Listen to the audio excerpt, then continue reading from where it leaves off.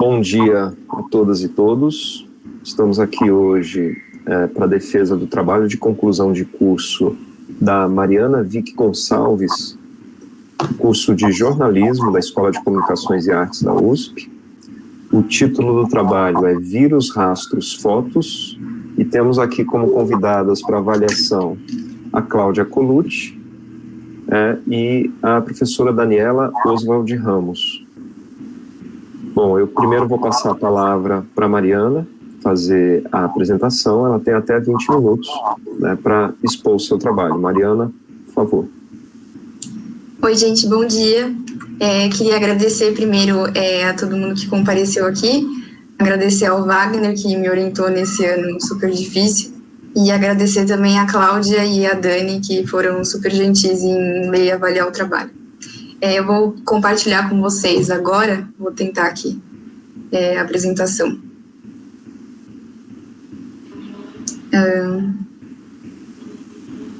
Vocês veem? Eu não consigo ver vocês. Tá bom. Sim. Legal. Então, vou começar a apresentar. Como o Wagner já disse, meu trabalho se chama Vírus, Rastros, Fotos. E o que é um trabalho? É um projeto fotográfico no Instagram que expõe retratos e imagens de arquivo de pessoas que vivem no Brasil e foram infectadas pelo novo coronavírus. A ideia é contar as histórias de vida dessas pessoas usando as fotografias e depoimentos, não só as experiências delas durante a pandemia, mas quem elas são de fato, né? Essa é a ideia do trabalho. O objetivo do trabalho, o principal deles, é mostrar o impacto humano da crise sanitária. Acho que muita gente diz que as estatísticas da pandemia estão cada vez maiores e mais impalpáveis, abstratas, e a gente tem vontade de saber um pouco quem são essas pessoas que foram atingidas pela Covid no Brasil. Um objetivo secundário do trabalho também é contribuir para os registros da memória da pandemia, usando essas histórias pessoais, que nem várias iniciativas que surgiram desde março do ano passado estão fazendo já. Por que eu fiz esse trabalho, né? Acho que é evidente que a pandemia é um assunto de interesse público, principalmente no Brasil, que foi um dos países mais atingidos pela pandemia, ainda está sendo, está numa fase super aguda agora, inclusive, da crise, e a gente tem uma resposta à pandemia marcada por negacionismo, por omissões, por muitos problemas, principalmente do governo federal. Eu tinha uma vontade pessoal mesmo muito grande de tentar dar alguma contribuição como jornalista para registrar o assunto e falar do assunto. Ontem o Ministério da Saúde mostrava que desde fevereiro do ano passado mais de 10 milhões e meio de pessoas foram infectadas pelo coronavírus e mais de 254 mil morreram de Covid aqui no Brasil até ontem, né? Eu queria explicar agora também um pouco, além de falar da pandemia, né, por que eu quis fazer esse trabalho desse jeito. Eu queria há muito tempo já fazer um TCC de fotografia, mas fazer esse trabalho no Instagram desse jeito foi uma ideia que eu tive no ano passado, quando eu li um ensaio de um autor americano chamado John Berger. Ele fazia algumas provocações sobre o que era a fotografia e as relações entre a fotografia e a memória. O que ele dizia? Que a fotografia ela é um meio de representação que parece ser o mais próximo possível da verdade, mais do que um texto literário ou do que um desenho, uma gravura. Uma fotografia, ela atesta que, de fato, aquela coisa que ela fotografa existiu, mas, ao mesmo tempo, a provocação que ele faz, a fotografia não é que nem a memória humana, por exemplo, porque ela não consegue preservar significado. E ele usa o exemplo dessa fotografia que está aqui no slide, por exemplo, que é um homem e um cavalo. E a gente não sabe nada sobre essa foto, quem é esse homem, quem é esse cavalo, por que essa foto aconteceu. Para ele, qualquer fotografia pode se tornar tão sem significado mesmo quanto essa que ele mostra aqui, né? E ele acha que essa característica da fotografia, ela tem consequências danosas para a memória social, né? Num mundo que se informa cada vez mais por imagens, e sendo essas imagens sem significado, o que resta da nossa memória coletiva, né? Então, ele diz, por exemplo, que a câmera nos alivia da carga da memória, a gente não precisa lembrar, porque a fotografia está lá registrando, mas, ao mesmo tempo, ela registra a fim de esquecer, né? Então, ele diz que a fotografia, na verdade, ela atrofia a memória social, em vez de estimular a memória. E eu achei isso muito... foi uma provocação mesmo quando eu li sobre esse ensaio, e eu achei muito interessante que, apesar de fazer essas críticas, o Burger faz uma proposta de uma fotografia que possa se incorporar à memória social. E ele diz basicamente que a fotografia ela tem que ser acompanhada de contexto, nem que para isso a gente tem que usar outros recursos, como textos ou outros tipos de mídia, para atribuir um passado, um presente e um futuro para a fotografia. Ele chamava isso de uso alternativo da fotografia, ele também falava em narrativa fotográfica alternativa, e ele tentava dar ideias de como que os fotógrafos poderiam contar histórias com imagens, de maneira a tentar preservar esse significado das fotos, né?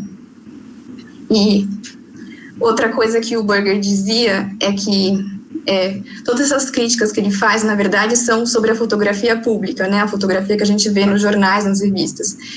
A fotografia privada, que são essas fotos de arquivo que a gente tem, essas fotos de família, elas, na verdade, são cercadas de significado. Então, uma mãe sempre vai ver uma foto de um filho e saber do que se trata, né? Ela nunca esquece quem é o filho dela. Então, ele achava que a fotografia privada era um grande exemplo para a fotografia pública, para se incorporar à memória coletiva mesmo. E com base em tudo isso que eu criei o meu trabalho, né? O trabalho, ele tenta trazer contexto para essas histórias, ele tenta contar essas histórias usando outros recursos além da fotografia. E eu acho que o Instagram é uma plataforma muito legal para tentar fazer isso, porque ele tem muitos recursos para a gente organizar a narrativa, montar a narrativa fotográfica, e também ele dá a chance de a gente usar outras mídias para a gente inserir informações complementares nessa narrativa e também conseguir dar mais contexto.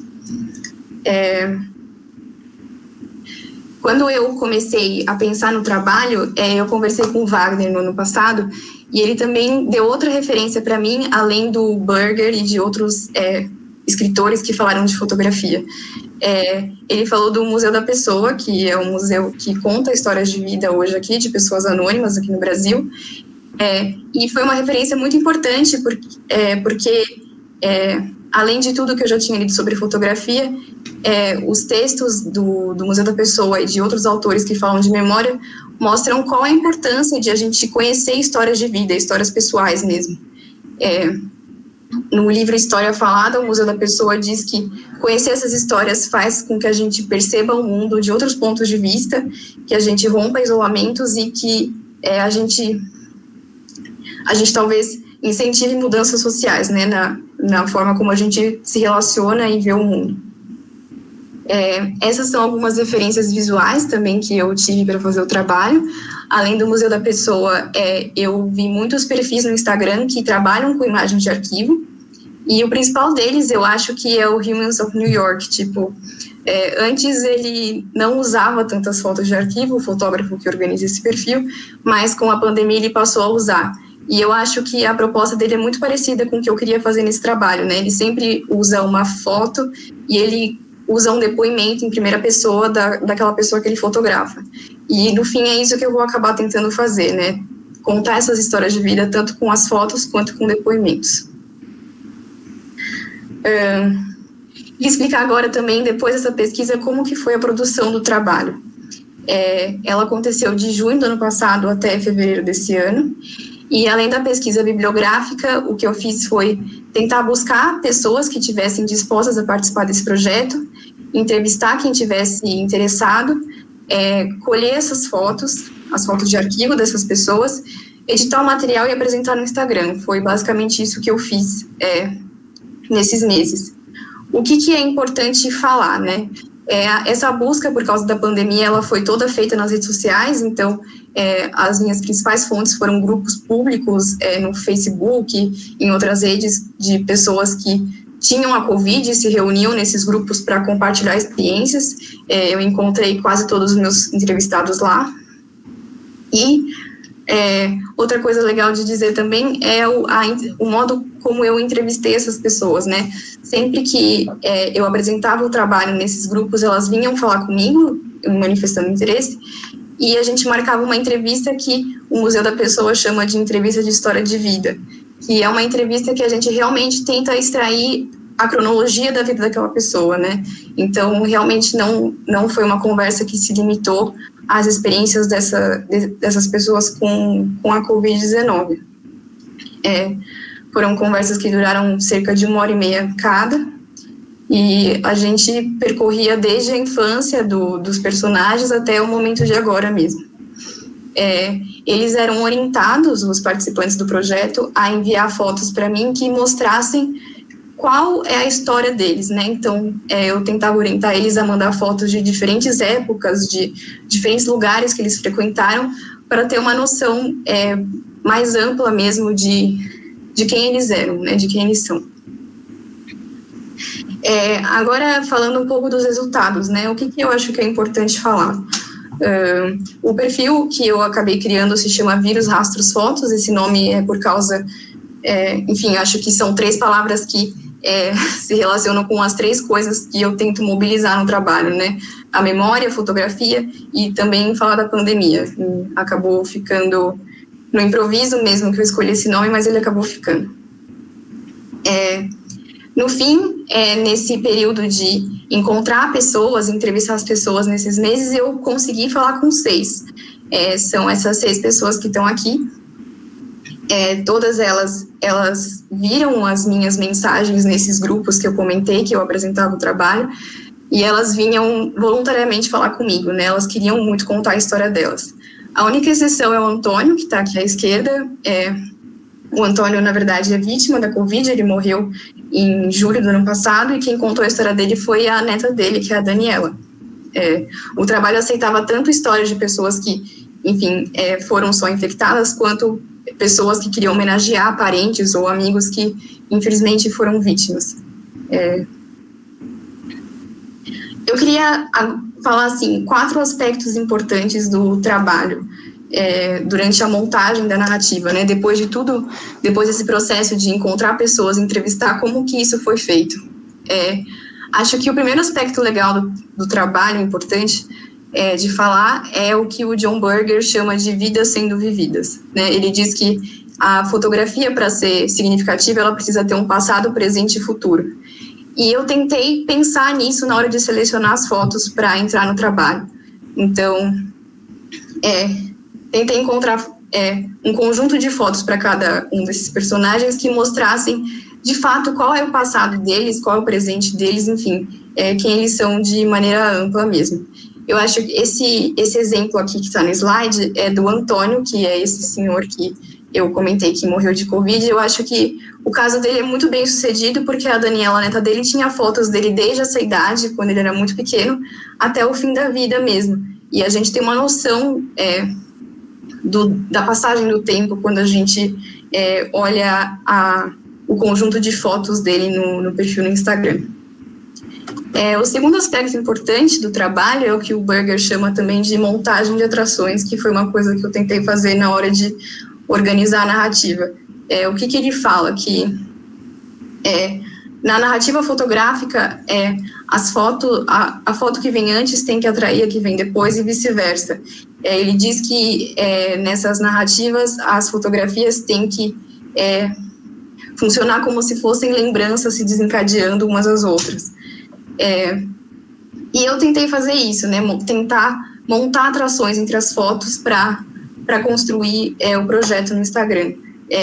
O exemplo aqui que eu deixei foi dessa mulher, que é a Zibiane. Ela é enfermeira, e isso é uma coisa muito importante da vida dela. Ela passou muito tempo querendo ser enfermeira, e, por exemplo, num dos posts, o Instagram tem um recurso chamado carrossel, que permite que a gente coloque várias fotos num post só, e nesse eu tentava reunir todas as fotos dela que tivessem relação com a enfermagem, né? Então essas fotos se atraem pelo tema que elas tratam, é um tema comum, né? Esse é um exemplo.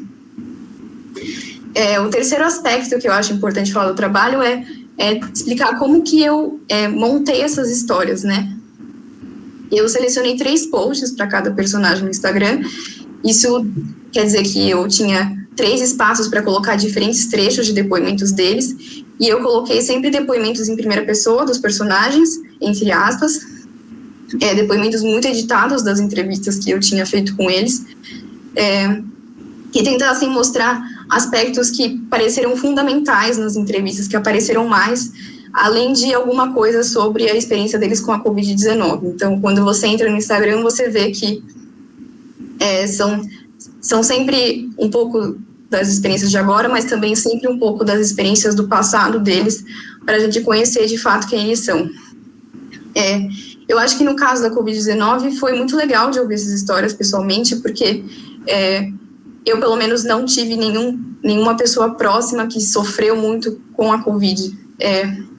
E eu acho que ouvindo essas pessoas eu tive mais noção do impacto que a doença pode ter, né? E eu acho que um depoimento que marcou muito foi o da Juliane.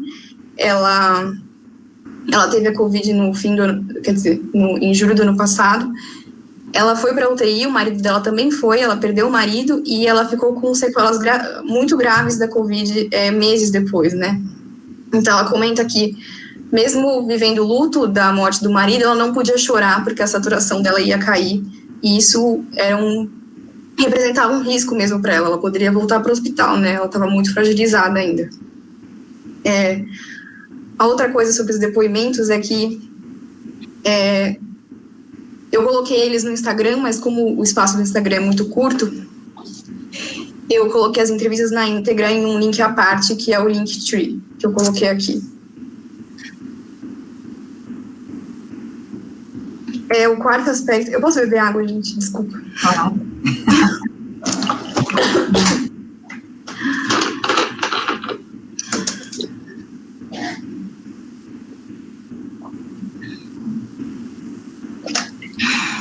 Fica tranquila, Mariana. Só aproveitando já que interrompeu, faltam 5 minutos, mas tome seu tempo. Você está indo bem, tá tranquilo. Tá, é que eu só falei muito rápido e começou a secar mesmo, mas eu já tô acabando.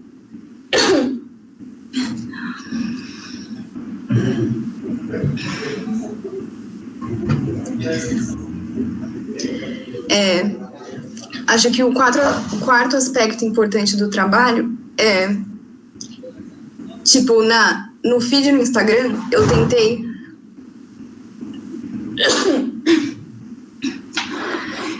tentei dar contexto para as histórias de vida das pessoas em si, né? Então, eu queria tentar fazer com que esse passado, presente e futuro das pessoas ficasse conhecido.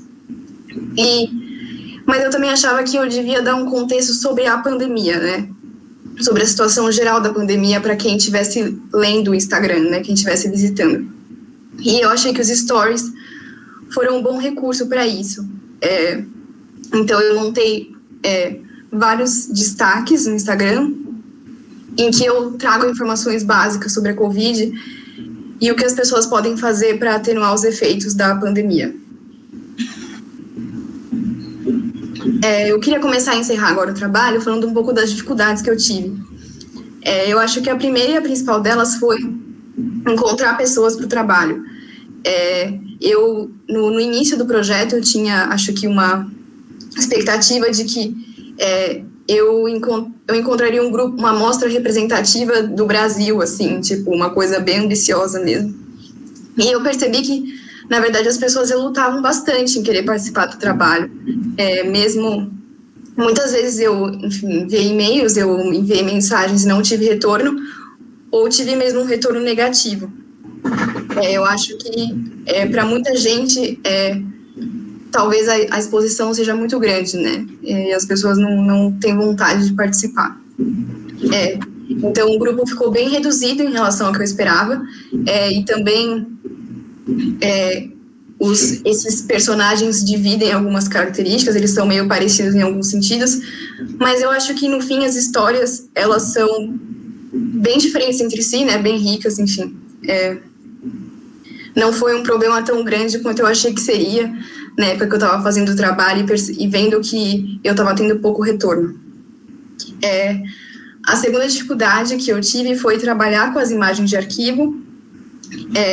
Eu tive que conversar com todos os participantes mais de uma vez para poder receber fotos que fossem boas para montar esse tipo de narrativa que eu estava querendo, né? Em alguns casos, alguns deles mandavam fotos muito parecidas, da mesma época, ou sempre muito recentes, e para transmitir essa ideia de uma vida sendo vivida, eu tive que conversar com eles mais vezes para eles enviarem outros tipos de fotos, e, enfim, eles consentiram e deu certo.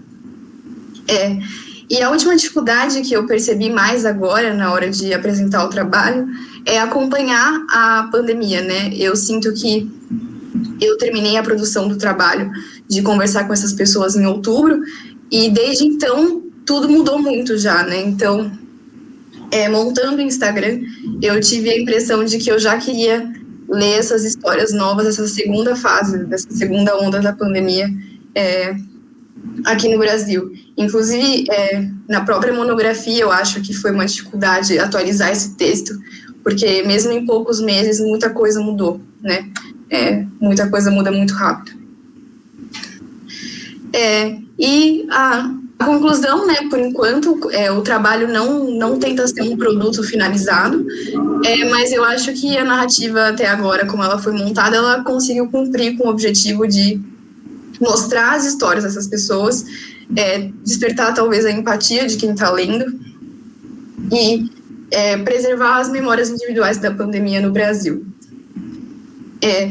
Eu acho que as limitações do projeto são, como eu já falei, essa falta de diversidade dos personagens, mas eu acho que a ideia é que, enfim, caso seja bem sucedido o projeto, é que eu continue procurando mais histórias, né? Esse projeto não precisa acabar agora. Acho que é isso. Obrigada, gente. E desculpa a garganta seca. Sem problemas, Mariana. Obrigado pela apresentação.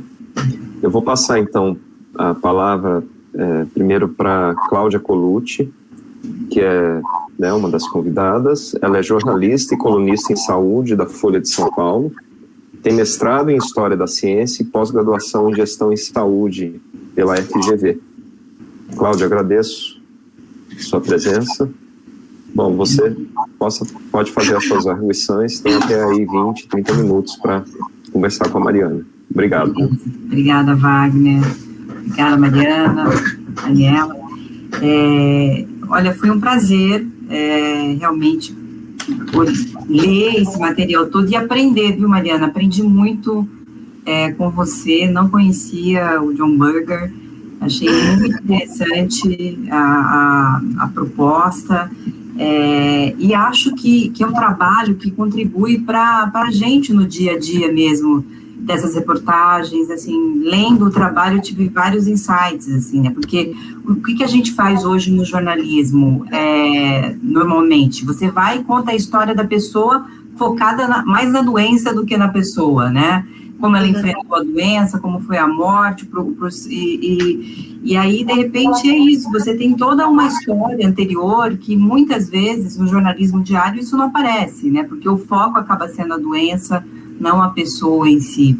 Então, achei muito bacana a forma como você escolheu contar essas histórias, e ainda mais se tratando de uma pandemia, como você disse, a cada momento muda tudo, né? A gente vê o que escreveu um ano atrás, a narrativa científica muda muito, né? Mas a narrativa da pessoa, não, né? É aquilo, então ela é preservada. E acho que essa plataforma que você escolheu no Instagram para divulgar isso é muito bacana, porque exato, você permite você estar agregando coisas, né, os stories, enfim, você agrega muita informação, e aquilo não perece, né, aquilo você pode em algum momento estar acrescentando novas coisas, então acho muito legal mesmo, gostei, acho que em relação às limitações que você coloca, é ótimo que se poderia, né, se tivesse tido essa oportunidade de ter mais diversidade desses personagens, mas eu como repórter há 33 anos, eu sei a dificuldade que é a gente contar histórias, e cada vez mais agora que as pessoas se sentem expostas, né, que a qualquer momento a pessoa dá um Google e pode encontrar aquela história, é muito complicado. Eu vejo que ao longo desses anos está ficando cada vez mais difícil você encontrar personagens que topem se expor. E eu concordo muitas vezes, né, porque hoje a gente vê como é que isso está sendo usado, né, é muito perigoso às vezes você se abrir, né, e aquilo ficar ali registrado, porque a gente está numa super boa intenção de contar uma história, mas aquilo pode ser usado em algum momento contra a pessoa, tal. Então eu acho que foi desafiador mesmo esse trabalho seu, e essa proposta de contar a história toda da pessoa e não focada apenas na doença. E outra coisa que eu acho interessante né, de não esgotar aí, né, dessa proposta sua, isso que eu queria saber, qual que é a sua ideia? Esse projeto se tornar permanente e qualquer pessoa que tenha tido uma história com Covid participar? Enfim, o que você pensa para o futuro desse projeto? Eu acho que a experiência de entrevistar as pessoas foi muito prazerosa, eu acho, né? Eu percebi que essas histórias são muito ricas e eu gostaria muito de continuar. O que eu estou tentando ver, eu acho, ver o que vocês acham, na verdade, né? Porque eu estou lançando o projeto agora para vocês. E também eu queria ver o que as pessoas com quem eu conversei acham, né? Porque tem uma coisa super importante que o Burger fala, que a gente tem que registrar para as pessoas envolvidas nos eventos que a gente fotografa, né? E, na verdade, eu não ouvi ainda a opinião dessas pessoas, o que eles acharam, né? A ideia é que isso aconteça e que eu receba também o retorno deles para ver se faz sentido para as pessoas também, né? Tipo, como você disse, é uma exposição muito grande, às vezes. Eu até fiquei impressionada todos eles, eu acho, uma coisa que me impressionou no processo foi que as entrevistas foram, no geral, muito fáceis. As pessoas com quem eu conversei, elas queriam se abrir, elas falavam sobre temas, às vezes, delicadíssimos, que foram, enfim, situações difíceis na vida delas e que elas poderiam ser julgadas por essas situações, mas elas contavam, elas conversavam, elas queriam falar. Mas enfim, né, elas quiseram falar, mas talvez ver isso publicado seja diferente. Então eu queria conversar com as pessoas para ver como fechar isso, mas eu acho que foi um projeto muito legal de fazer. Eu acho que era uma lacuna que eu mesma tinha como jornalista, né? No meu dia a dia eu não converso tanto desse jeito com as pessoas. E eu acho que era isso que, enfim, acho que é isso que a gente quer fazer quando a gente entra na faculdade, né? Então, a resposta, resumindo, é um pouco indefinida, mas eu gostei bastante do trabalho. Eu acho que ele faz sentido que iniciativas que nem essa continuem existindo, né? Não só o meu trabalho, mas outros também. Sim. E aí, como você coloca também que o Paul Thompson, né, fala dessa narrativa terapêutica, né, que agora, como é que você se sentiu? Porque eu, assim, há tanto tempo sendo repórter e ouvindo histórias, muitas vezes eu não consigo manter o distanciamento da entrevistadora e do personagem, né? Muitas vezes eu choro junto com o personagem, assim. Dias eu entrevistei um moço que perdeu a mãe e ele soluçava, e, enfim, você acaba resgatando seus próprios lutos, lembrando de outras coisas, enfim, e você acaba não conseguindo manter aquilo. Foi fácil para você manter esse distanciamento? Você se envolveu com essas histórias? Eu acho que antes de começar as entrevistas, eu tinha uma grande preocupação de posar como a repórter, assim, né, com distanciamento e tudo, mas depois eu percebi que eu acho que nesse tipo de conversa não tem problema, não sei, você se aproximar da pessoa, sabe? São duas pessoas conversando, na verdade, né? Eu não cheguei a me emocionar tanto quanto os meus entrevistados, mas também não foi porque eu estava segurando, assim, tipo, eu estava lacrimejando ali, não cheguei a chorar tanto quanto a pessoa, mas eu me permiti ter esse envolvimento. Eu acho que foi bom, sabe? Eu acho que não sei, eu não tentei fazer uma pose de repórter, talvez. Uma preocupação que eu tinha era, tipo, eu sou tão novinha e tenho cara de novinha e as pessoas vão falar, essa menina vai me entrevistar, entendeu? Eu tinha isso, e eu até conversei, tipo, com a minha terapeuta, assim, tipo, sobre esse assunto, e acho que eu fiquei mais tranquila depois de conversar com outras pessoas, que as pessoas querem, assim, né, o que eu senti nessas pessoas com que eu conversei é que elas queriam conversar e queriam ser ouvidas, né, e isso eu posso dar mesmo com o meu jeitinho de novinha e tudo mais, e, enfim, acho que eu estava muito apreensiva no começo, mas depois foi fácil, sabe?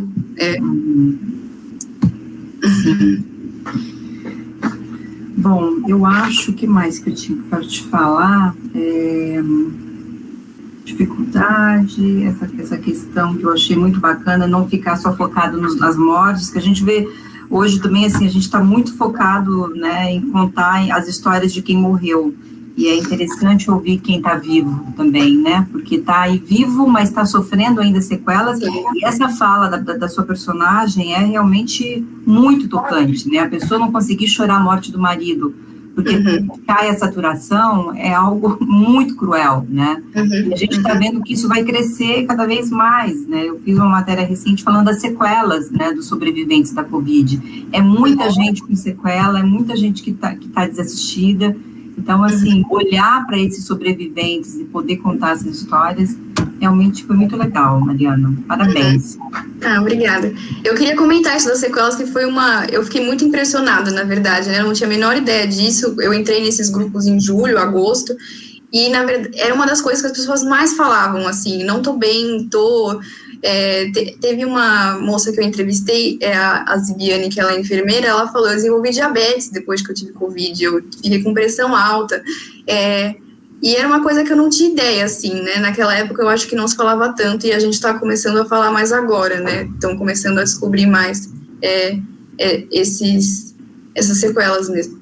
É muito impressionante, né, eu acho que esse é um mérito, foi uma coisa boa também de ouvir essas histórias, né, de conhecer um pouco mais o impacto mesmo da infecção, que é uma coisa que eu não tinha. Mas é muito importante, eu acho, falar desse assunto, né, porque acho que a impressão que às vezes querem fazer parecer é que a pessoa se recuperou e está recuperada, e ela está super bem, enfim, não é exatamente assim, né? Exatamente, não é assim, e nessa impressão que tentam passar, o poder público se exime, né, de dar acompanhamento, reabilitação para essas pessoas. Então, assim, é muito importante, sim, continuar monitorando e contando essas histórias. Legal. Acho que é isso, Wagner. Obrigada, Cláudia. Cláudia, muito obrigado. Bom, então agora eu passo a palavra a Daniela Oswald Ramos, que é a nossa professora lá na ECA, né, professora do curso de Educomunicação, da Escola de Comunicações e Artes. Dani, por favor. Bom dia a todos. Obrigada pelo convite, Wagner e Mariana, e parabéns pelo trabalho. Realmente, quando eu vi a Mariana, eu falei, nossa, porque ela parece novinha. Pensei exatamente isso que você falou. E interessante que você mencionou, né? Mas eu acho que o trabalho tem uma maturidade bem interessante, a maturidade teórica mesmo, né? E também teórica e prática, porque eu acho que você também executou ele de uma forma bem interessante, tem alguns comentários sobre isso, e também sobre a teoria. Já na apresentação, gostei da linha do tempo que você fez dos entrevistados, achei que também é uma linha do tempo que até pode ir para o Linktree lá, né, porque ele resume, assim, os entrevistados. Enfim, uma ideia por enquanto, porque isso talvez vá crescer, né?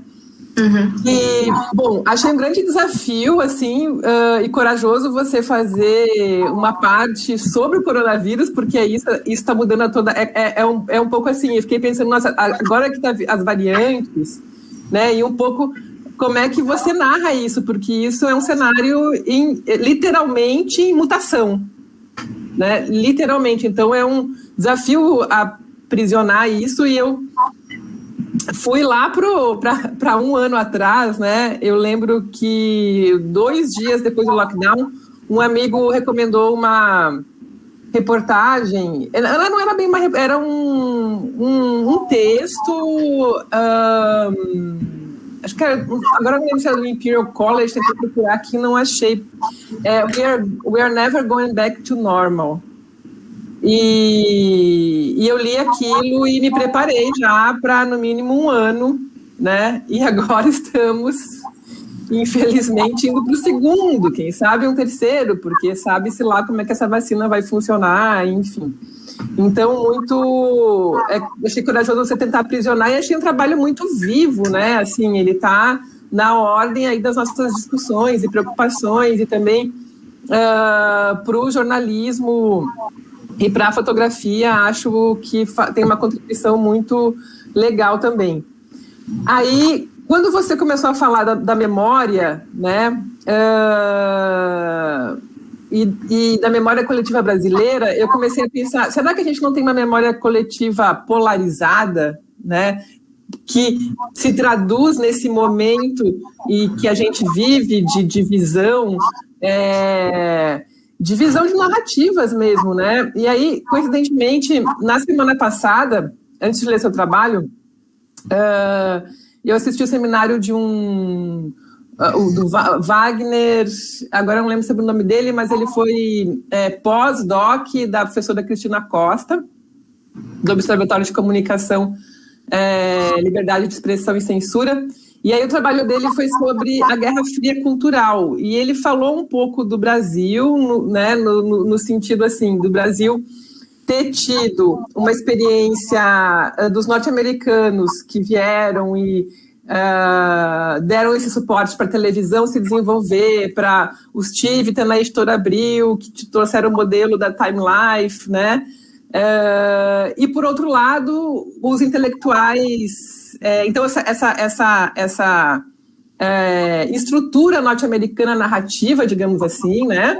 E aí, por outro lado, os intelectuais europeus que vieram fugidos para cá, na maioria de esquerda. E aí, que essas narrativas, elas meio que ficam em oposição, né? Na telenovela, a telenovela brasileira com essa tradição de polarização, né? O mocinho e o bandido, o mal e o bom, o que é certo e o que é errado, sem esses meio-tons, sem uma meio-tons de discussão, que é a própria do melodrama, né? E, então, na parte de memória, quando você fala, eu fiquei muito pensando nisso, né? Memória social, que memória coletiva brasileira que a gente tem, que a gente não tem, né? Também. Você quer continuar ou você quer que eu comente? Como você prefere? Agora eu não sei. Não, pode comentar. Eu estou anotando aqui. Se você quiser continuar seu raciocínio, eu não fico te interrompendo, então. Não, mas pode comentar, se você quiser comentar agora. Não, acho que quando você fala isso, eu penso muito... tem um trecho do trabalho que tem um autor que fala nas memórias subterrâneas, né? Eu acho que me parece um pouco isso, né? Não sei, me parece uma memória disputadíssima. Não sei, penso em temas como a ditadura, por exemplo, né? A memória em muita disputa agora. E acho que... acho que existem muitas histórias que ainda não conseguem ser contadas, talvez, né? Mesmo sobre o passado ainda. Eu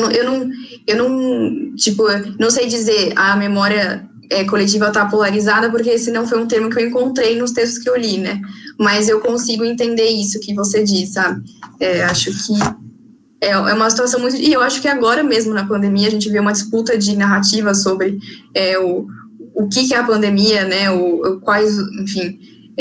acho que é um pouco por isso também que a gente fez esse trabalho, né? Hoje em dia tem gente que acha que o vírus nem existe, né? Nesse nível que a gente está. Então, Eu vejo muita disputa da memória, né? É um nível ficcional que a gente encontra no Brasil, assim, né? Nem nas ficções mais loucas a gente pensaria que isso iria acontecer. E aí os comentários que eu tenho sobre o seu trabalho, eu acho que são mais assim, no sentido da expansão dele e das discussões que ele provoca, mais do que questões presentes que eu tenha dúvida ou que queira mais explicações. E aí, bom, com isso eu quero dizer também que eu acho que é um bom trabalho nesse sentido que ele suscita mais questões além das quais ele apresenta e traz, né? E aí, como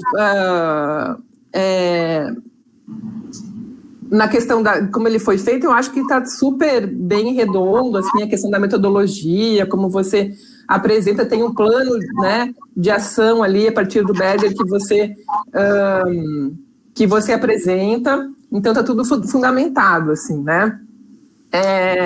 Aí, continuando também, o que eu vou falar aqui é mais assim para expandir, né? Quando você fala do arquivo, essa questão da recuperação, eu fiquei lembrando, né, Wagner, que na ECA a gente não tem muita tradição do Foucault, né? Agora que está começando um pouco mais, ou a Maia, porque trabalha com psicanálise e discurso, enfim. Mas eu lembrei da teologia do saber, do Foucault também, que pode ser um outro veio de investigação para você. E vou confessar assim, que ultimamente eu estou vendo séries de espionagem, né? E um pouco indo para trás, assim, mas eu estava pensando muito no papel da fotografia, no sentido que o Paul Virilio fala em Cinema e Guerra, né? Que é da fotografia como mira a foto, o fotógrafo, e tem essa questão na história da fotografia, né? Da câmera como mira, porque tem uma mira, inclusive, né? E dessa metáfora, né? Que o Virilio também traz da velocidade como violência e dos meios técnicos, né? Como avançando aí nesse sentido, e da câmera com essa missão da vigilância, da documentação, para ter mais informações sobre aquele contexto. E hoje, paralelamente, a gente vivendo isso de uma maneira contemporânea aí, com a questão dos dados, dos rastros também, né, do rastreamento que está no título do seu trabalho, né, vírus, rastros, fotos, esses rastros sendo fotografias também, mas também podendo ser a questão que está acontecendo no mundo inteiro, da vigilância a partir da tecnologia, né? E o papel da fotografia nesse contexto também, né? E aí, versus assim, a proposta que você traz nesse trabalho, porque eu acho que você traz uma proposta que vai para um outro lado, né? Que o Berger também mesmo fala, o uso alternativo da fotografia. Então, para gerar contextos, para gerar narrativas, e você coloca e explica isso super bem, dá para entender. Então, como nesse sentido da fotografia vai para um outro polo, né? Ou para uma síntese mais, talvez mais humanista, mas de construção e não tanto de alvo, né? De não tanto pegar o fotografado como um alvo a ser exposto, mas pegar o retratado, o fotografado, como uma parte sensível, né, que faz parte de uma história, de um contexto, e aí isso proporcionado pelo formato. Eu gostei muito que você fez essa relação, que para a gente fazer isso, a gente precisa pensar num formato, porque senão isso vai ficar, como sempre foi, isolado. E aí, como o design e o formato importam para comunicar a intenção narrativa do trabalho. E aí eu acho que isso, assim, você se formando em jornalismo é muito bom, né, por ter, eu acho que Aí, como quando eu dei aula na Casper, eu sempre lembro disso, né, nas bancas do TCC como uma última aula, assim, e acho muito bom que você tenha incorporado isso, né, do quanto o jornalista pode e deve experimentar formatos, porque isso vai ser vai comunicar a intenção narrativa, né?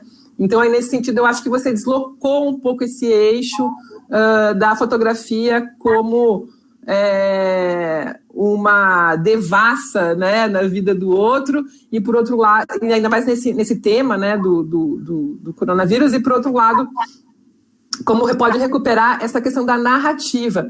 E aí eu lembrei do Han, né, do sul-coreano, do filósofo sul-coreano que mora na Alemanha, né, o Byung-Chul Han, e ele coloca esse ponto, né, que narrar não é adicionar. Narrar é diferente de adicionar. E aí ele localiza na hipercomunicação de hoje, ele usa a hipercomunicação, né,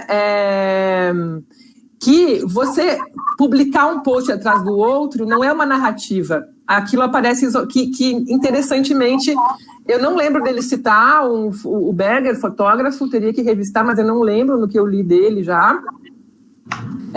Porque ele já coloca isso, o próprio Berger coloca, olha, uma foto isolada, ela não é uma narrativa.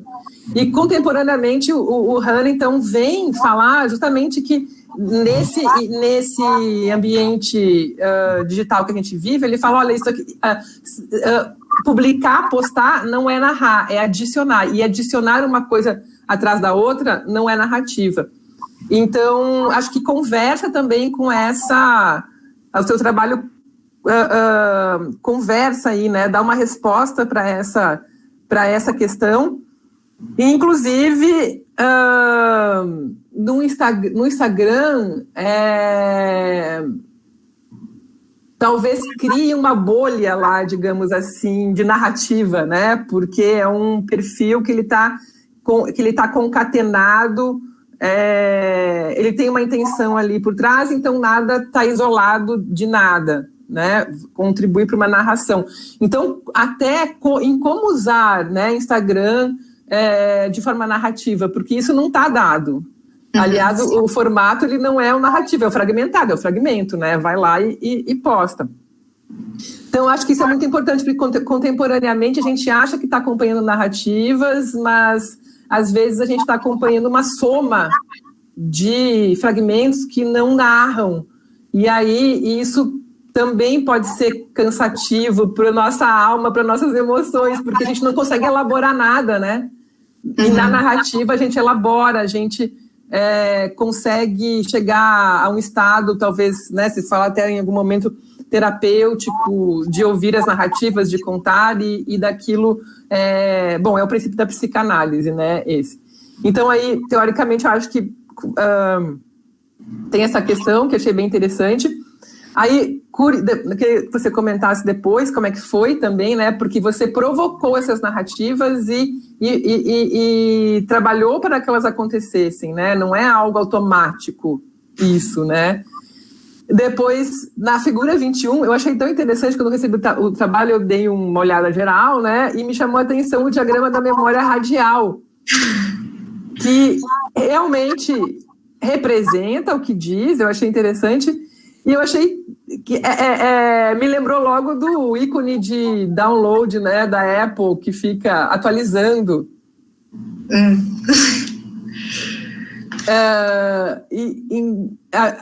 E o pessoal da Apple, assim, são designers geniais, né? Então eu fiquei pensando, será que eles sabem disso? Interessante esse ícone do radial, porque enquanto o ícone estava fazendo download, você fica olhando para aquilo enfim, uma coisa, uma coincidência isso, né? Não importa tanto, mas também gostei que você trouxe a questão do estúdio e do punctum, demonstrou isso, né? Que, embora você não fale, mas é a própria semiótica da fotografia, né? E achei bem legal o Linktree, uma solução criativa que você deu e mostra como fazer uso dos formatos digitais de forma diferente, criativa e dando soluções, né? Porque ele dá uma outra experiência narrativa. Quando você clica e vai direto para a história, você, né, consegue ler ela do começo ao fim. Aí no Instagram você vai post por post e daí vai juntando, né? Então são experiências diferentes, demonstra bem como usar o digital como linguagem, né?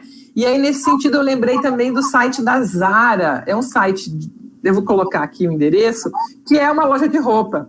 Mas eles, só para depois ficar com a referência do formato, porque eu lembrei que esse formato ele talvez possa ser útil para a fotografia também, porque eles investem muito na narrativa fotográfica, que é para vender a roupa, né? Mas a gente pode se apropriar disso para fazer outras coisas, né? Então, eu lembrei que esse formato talvez pudesse ser interessante depois para você ver. Então, e aí finalmente, então, eu não acho que o seu TCC ele não é só um projeto em si, mas ele pode inclusive propor um modelo de abordagem fotográfica, um modelo de projeto, né? E um modelo para pensar formatos fotográficos narrativos. E aí, nesse sentido, essa questão do RAM, de narrar e adicionar, de um outro paradigma fotográfico que não o paradigma da guerra, né? Ou, enfim, e do trabalho já propor um modelo, eu acho que você e o Wagner podiam escrever um artigo, né? Que esse TCC ele pode muito bem gerar um artigo, ser publicado, enfim, para ser usado em sala, né, tanto sala de aula quanto, enfim, como reflexão. Porque eu acho que ele realmente traz uma abordagem nova, contemporânea e integradora, né? Nesse sentido aí, indo lá, acho que para a educomunicação traz mais, assim, da experiência dialética da comunicação, né, de entrar em relação com o outro e não tanto de querer vender ali, colocar uma emoção, vender uma emoção para você comprar e no sentido figurado, assim, né, e agir de determinada forma, enfim, mas que realmente tem esse potencial de colocar as pessoas em relação, né, então queria recomendar isso. E é isso, então. Legal. Vou tentar responder. Queria responder primeiro sobre o que você falou do Instagram, né? Tipo, como que eu pensei em usar o Instagram, porque no Instagram tudo é fragmento, é difícil montar narrativa. É engraçado porque eu acho que quando eu pensei em fazer o Instagram, eu fui muito ingênua no começo, né? Eu achava que o Instagram ia ser legal, porque dava para adicionar vários recursos para a narrativa, e eu achava que era uma opção muito viável na pandemia, né, porque, enfim, diferente de um livro fotográfico, eu não teria que ir para uma gráfica ou fazer qualquer coisa desse tipo. Mas aí o Wagner pediu para eu ler a Susan Sontag, que, embora eu não tenha citado aqui na apresentação, foi uma referência muito importante para o meu trabalho e foi uma referência para o Burger, né, ele se inspira muito dela. E ela comenta como que num livro que ela escreveu chamado Diante da Dor dos Outros, ela comenta como que talvez a gente não se choque ou não se emocione com imagens, mesmo imagens de dor e de miséria, porque não existem condições reverenciais para olhar essas fotos, né? Enfim, isso ela falava lá no início, enfim, acho que em 2001 que ela escreveu o livro, muito antes de Instagram e todas essas coisas. E quando eu li isso, eu pensei, nossa, o Instagram é o anti-Susan Sontag, assim, sabe? Porque não tem nada de reverencial lá, né? Enfim, você tá num post, você desce, tá em outro, sabe? Então foi uma angústia, na verdade, quando eu li isso, mas eu acho que eu tentei usar os recursos do Instagram a favor da narrativa, né? E eu comento, por exemplo, uma coisa que eu tento fazer, que eu comento é colocar as molduras nas fotos, porque enfim, quando uma fotografia tem moldura, você encara ela com um pouco mais de distanciamento, então eu achei que as pessoas poderiam prestar mais atenção. Tentei driblar um pouco esses efeitos do Instagram, né? Mas, ao mesmo tempo, ele é muito útil, né? Eu acho que esse tipo de narrativa não aconteceria num fotolivro. Ela não, enfim, ela terminaria ali em primeiro lugar, ela não poderia continuar, eu não poderia atualizar, enfim, com outros recursos, né? Enfim, não teria stories no livro. Então, muito... eu percebi muito como que o Instagram tem esses dois lados, sabe? Mas foi acho que, tentativa e erro, assim, sabe? Não sei se eu respondi essa pergunta, mas eu achei engraçado que você comentou, porque foi uma coisa que eu pensei muito enquanto eu fazia o trabalho, entendeu? Acho a outra que sim, coisa... foi experimentar, né? Você experimentou, então... Sobre a fotografia como violência e como morte, né, que você fala, eu acho, inclusive, enfim, muito... Quando os autores falam disso, né, você citou o Barthes, que fala na Câmara Clara, quando ele fala da relação entre a fotografia e a mortalidade, eu acho muito... são trechos até bonitos, assim, de ler, eu acho. Mas... eu acho que o Burger fala muito isso que você disse, né, de ser uma oposição a isso. Ele diz que a fotografia pública hoje, ela não diz respeito nem a quem é fotografado, nem a quem vê as fotos, ela só diz respeito à experiência do fotógrafo, né, e o que ele tenta propor é que o fotógrafo não se veja como, na verdade, um repórter para o mundo. O que é uma coisa super angustiante para quem se forma em jornalismo, né? Enfim, tudo que eu quero ser uma repórter para o mundo. Mas ele propõe mudar isso e você retratar para as pessoas que estão fazendo parte desse evento, né? Assim, enfim, você já começa, no ato de fotografar, a ter essa intenção de incorporar esse ato de fotografar, essa fotografia, à memória de quem está participando desse evento. Então, acho que é totalmente oposta essa ideia, né? Eu fico pensando agora o que as pessoas que participaram do projeto vão achar quando eu mostrar para elas, né? Mas eu acho bem interessante, eu acho que ele vai nessa mesma linha que você falou, sabe? Agora, sobre o Linktree, eu achei super... Foi uma ideia super de última hora que eu tive também, e foi muito inspirada também no que o Museu da Pessoa faz, né? Você entra no acervo deles e você vê, às vezes, um vídeo ou um trecho muito curto de uma história, mas eles deixam um PDF lá. E eu achei que é interessante para quem quer realmente conhecer, né? Eu acho que, como é um trabalho que fala em dar contexto às histórias, eu achei que era um conteúdo muito valioso para deixar de fora, né? Então, por isso eu deixei lá. E eu acho que é super útil, é muito prático, né? O Linktree é muito bom.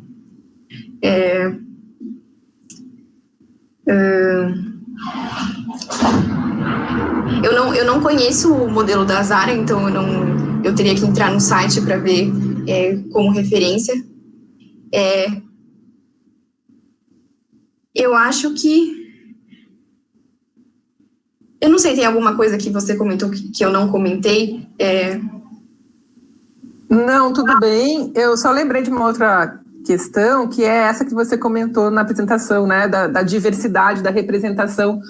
E aí, como a gente esbarra, apesar da gente ser otimista com a internet, no sentido de falar, podemos achar tudo na internet e tal, lidar com pessoas nunca é também assim, são pessoas, né? E aí também essa mostra, eu acho que fala muito da desigualdade do acesso à tecnologia no Brasil, né? Sim. Porque o público que você quis alcançar não estava lá também. Sim. E achei interessante que você reportou, né? A reação, em alguns grupos, mas você não vai pagar, não vai... achei muito interessante, acho que tem alguma outra coisa aí para a gente prestar atenção, se gestando nesse sentido aí, não sei, até agora falando, lembrei até um pouco dessa hostilidade ao jornalismo, que será que já não é uma reação, assim, não sei, achei interessante saber disso, né, que isso está acontecendo. E essa mostra, daí ela fala de quem que tem acesso à tecnologia também, quem está disposto a... Né, porque para a gente parece assim, legal, normal, vou ali, me conecto, faço um TCC online. Mas tem muita gente que a internet não funciona, que não tem como. Bom, toda a problemática das escolas agora, enfim, um outro assunto. Mas acho que você fundamentou isso também, né, o que aconteceu. Então, não achei que foi um problema, porque tá bem... a gente entende por que isso aconteceu. Só queria comentar isso também. Legal. Foi uma surpresa, mas não devia ser, né? Enfim,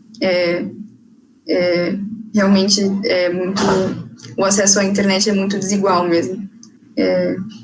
Lembro que eu tentava conversar com pessoas, assim, eu tentei caçar muitos perfis diferentões, assim, sabe?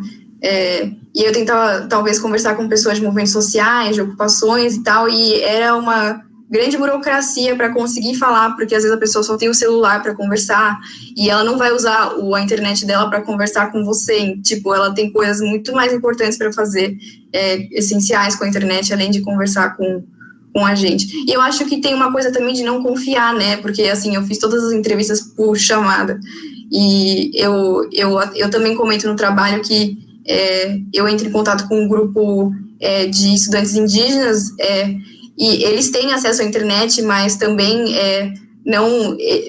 Enfim, pelo que eles me disseram, eles não vão conversar com alguém desconhecido pela internet, né? Não é natural, como acho que ficou pra gente, principalmente agora.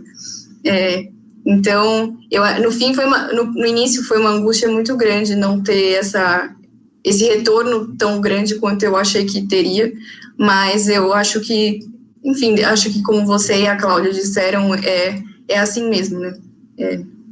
É difícil mesmo.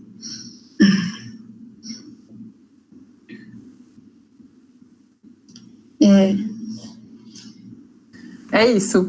Tem alguma coisa que eu não respondi? É isso? Não, acho que respondeu tudo, sim. É isso. Obrigada. Tá. Legal, obrigado, Dani. Bom, eu como orientador, eu não tenho que fazer nenhuma arguição, né, mas eu queria só fazer alguns comentários.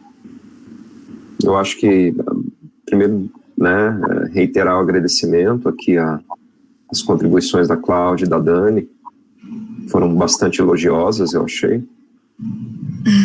Mas que eu acho, Mariana, que é um pouco um reconhecimento do seu engajamento no trabalho, né? Que eu acompanhei de perto, eu sei que não foi uma coisa simples, né? Eu acho que isso está evidente, as duas reconheceram isso muito bem. Desgastante no sentido de descobrir coisas e se envolver com coisas, enfim, que acabam exigindo de nós, né? Bastante. Eu acho que você também se engajou muito bem, assim, você resolveu isso muito rápido, a questão da fundamentação teórica, né? Você foi muito humilde em acatar as minhas sugestões e já articular, mobilizar isso muito bem. A coisa do Museu da Pessoa, se assimilou isso, né? Acho que isso foi um eixo muito importante para o trabalho. Então, a gente vai fazer a avaliação, né, sem você agora, daqui a pouco, mas já adianto que eu acho que a gente tem uma configuração assim, de um trabalho muito completo, no sentido de você ter alinhado muito uma dimensão prática e teórica. Né, você se mostrou muito competente assim, na condução do trabalho. Tá? Não gosto de adiantar nada não, mas enfim, já que todo mundo falou bem, né, eu também quero falar bem um pouquinho. Obrigada, Wagner. Mas eu espero que você tenha aproveitado as contribuições da Cláudia e da Dani, né? Eu acho que isso é o mais importante, você ter essa leitura de outros especialistas, né? Sim. Eu acho que isso, enfim, é algo que a gente não pode, né? A gente tem que saber valorizar muito bem, tá? Sim. Bom, então agora a gente vai interromper a transmissão porque nós vamos fazer a avaliação, né? O Ulisses acho que vai parar a transmissão.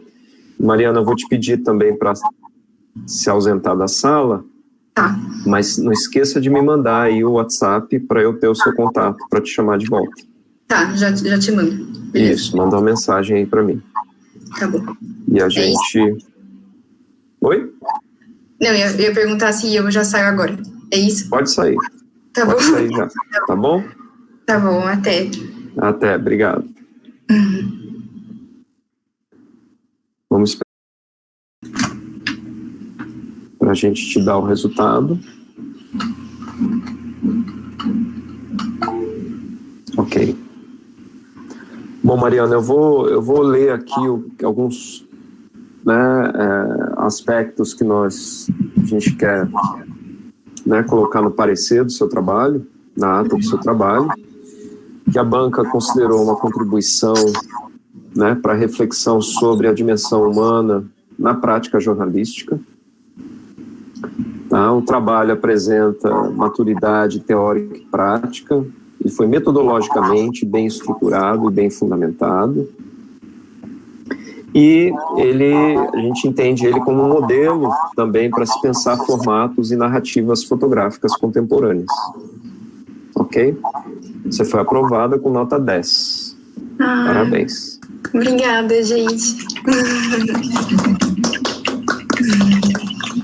Parabéns. Parabéns. Obrigada. Parabéns, Maria.